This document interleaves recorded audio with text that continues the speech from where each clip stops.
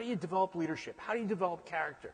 And so we turned to our doctrine in the military. We always keep things simple as we can in the Army. And we actually had a fairly robust doctrine, leadership doctrine. And it boils down to 3 words. Be, know, and do. So if this is a person that we're trying to develop or change or cultivate, right, it's those 3 words. And basically all that doctrine says is there are certain things you need to know how to do.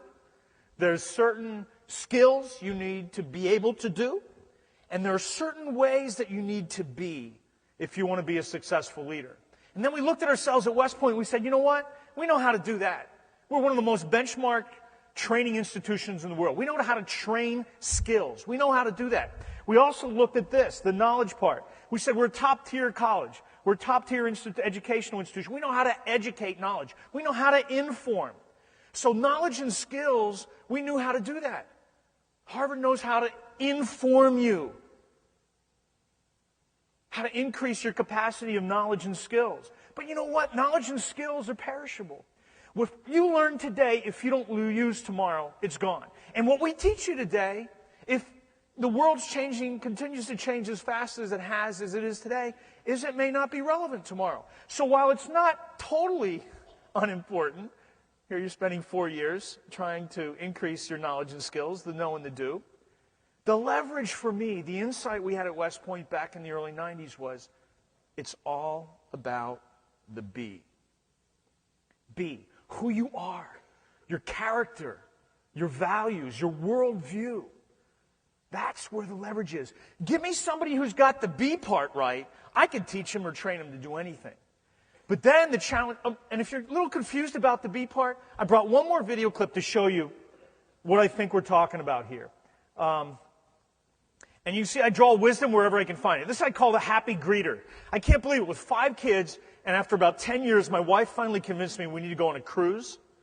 I mean, the last thing I thought about was getting all 5 kids on a boat out in the middle of the ocean and just like, anyway, she's the boss. We finally went. The last day of the cruise, I got my son Sean, he was about 14 at the time, to bring the home video camera down and videotape this young lady. She's the greeter. For those of you who haven't been on cruises, she stands outside the cafeteria. That's all she does. She's the lowest paid customer-facing employee on the ship. Okay? And she greets, well, you'll see what she does. She just greets you as you go in and you come out. She's the lowest paid. She's not even in the tip pool. You know what tips, right? I mean, so this is the lowest facing employee on the ship. I want you to watch what she does and think in the back of your mind, can you train and educate this? Here's the greeter.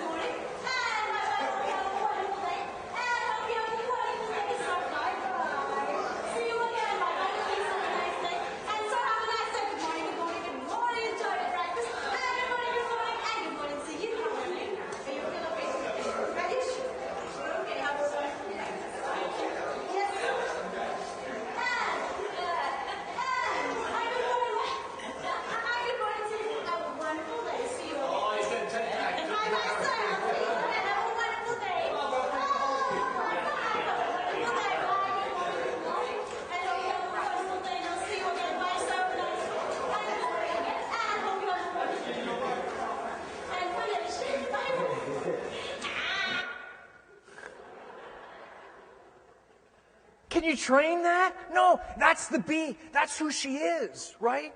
I mean, you got to hire that. That's who that person is. You can't train something like that. So, of course, it's the last day while Sean is going out videotaping her, and on the last day before we leave, I'm down with the customer service rep on the ship, and I introduced myself. I'm Scott Snook from the Harvard Business School. He goes, "Oh yeah, you want to talk to me about our greeter?" I said, "How'd you know that?" He said, "Oh yeah, people always want to know about the greeter," and he tells me she's the lowest pay. They do these customer satisfaction surveys at the end of a cruise. It's when you're bunked the last morning. He said, over the last 3 years when she's been the greeter, all the great people, customer service people on the ship, lowest paid customer-facing employee in the ship. 3 standard deviations of the mean. She's the one that's most mentioned about the cruise in the in the feedback that they get after each ship. So, can you train that? This is what I'm talking about when I talk about the B part. And so, the 3 verbs in the West Point mission statement: educate, train, and inspire. We know how to educate, we know how to train, but it's this third one, it's the B part. That's what this course is about. As best I can tell, talking to Tal and looking at the syllabus, it's about who you are. And that's where the leverage is. And it's also about what we call the third verb at West Point. Educate, train, yeah. But what about inspiring you? What about raising your sights to do great things?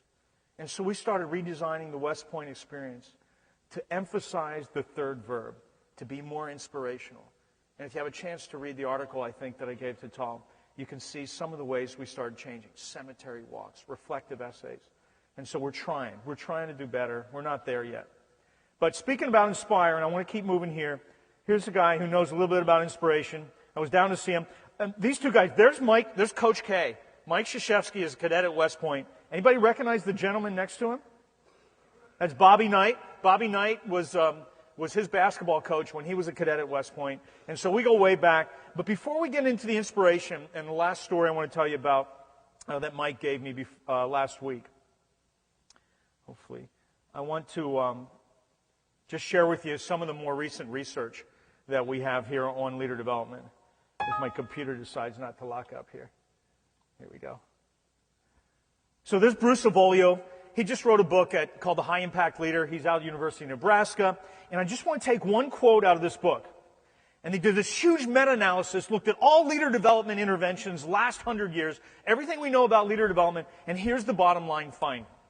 The largest developmental impact was raising the positive beliefs of followers, instilling in them the conviction that they were better at a performance task than they thought.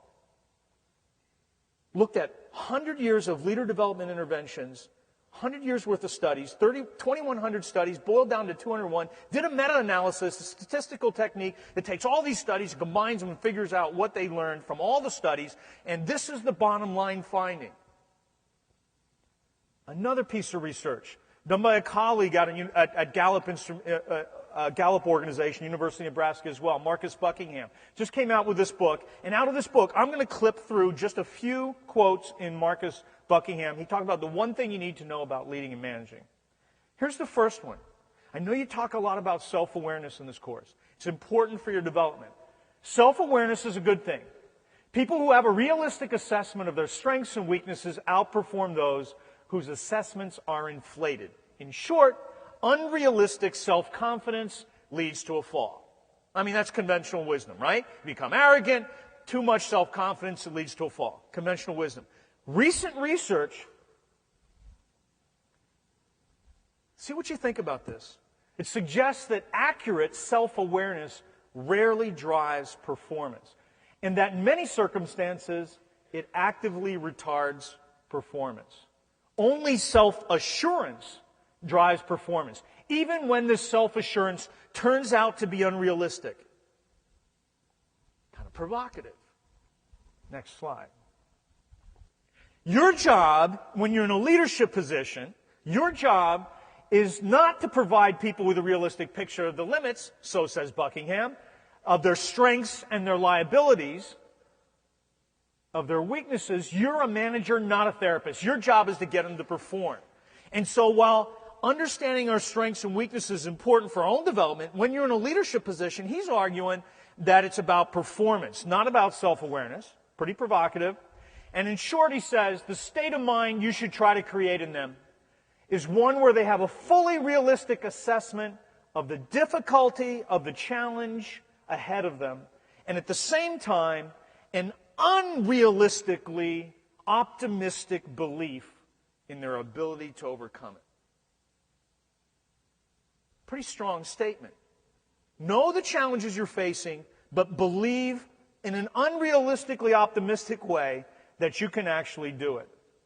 So I want to show you a short clip